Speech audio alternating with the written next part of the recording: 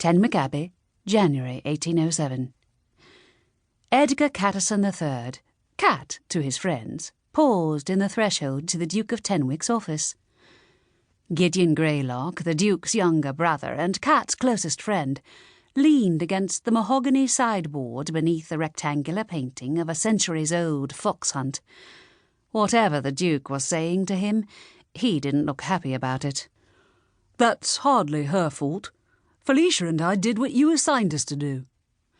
With a sigh, the Duke tucked his head and fingered the white streak in his black hair.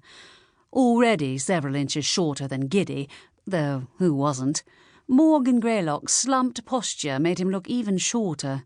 He pinched the bridge of his nose. "I know. I'm not accusing you of wrongdoing. I'm just frustrated.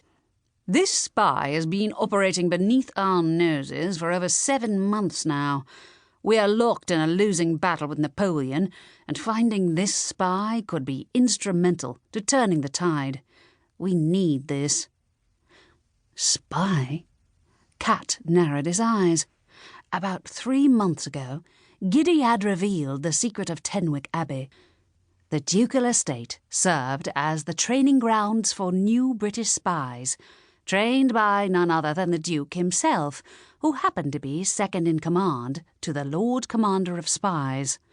More than half of the 50-odd servants at Tenwick Abbey were spies, new, retired, or between assignments. For a brief time last October, Gideon, also in service to the Crown, had feared that one of them was not loyal to Britain. Thankfully, the matter had been resolved, but that day had opened an entirely new world to Catt. A world of danger and intrigue, a world he was now enmeshed in, having recently completed his training to become an official spy of the Crown. When his best friend begged for his help, Catt hadn't been able to deny him. After that, there had been no chance of turning back. The fact that the Duke of Tenwick was here, at the ancestral estate instead of in London with his very pregnant wife, was troublesome. What had Giddy accomplished, or not, that had led to this visit?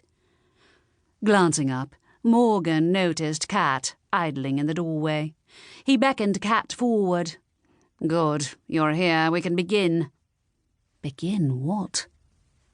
The Duke retreated to the far wall of the office, behind a desk piled high with papers. His broad-shouldered figure cut off the cold winter light streaming in through the frosted panes of the window. Motioning for Catt to take one of the 2 chairs on the other side of the desk, Morgan sat. "It's about bloody time." Catt faltered as he crossed the oriental rug.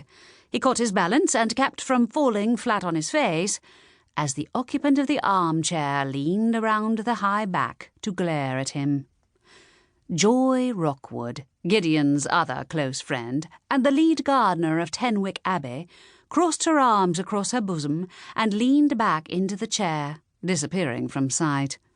Catt swallowed against his suddenly dry mouth. He should have known that if he'd been called in, Rocky would have been as well. She'd been brought into the spying fold at the same time as Catt. Unfortunately, she hated him. The feeling was mutual. Rocky was belligerent, accusatory, loud-mouthed, and, quite frankly, a brilliant botanist. Just because she was the equal of Catt or Giddy didn't mean that Catt cared to stomach her presence. They'd worked together in the past out of necessity. For the sake of everyone's sanity, it was best they avoid each other as much as possible,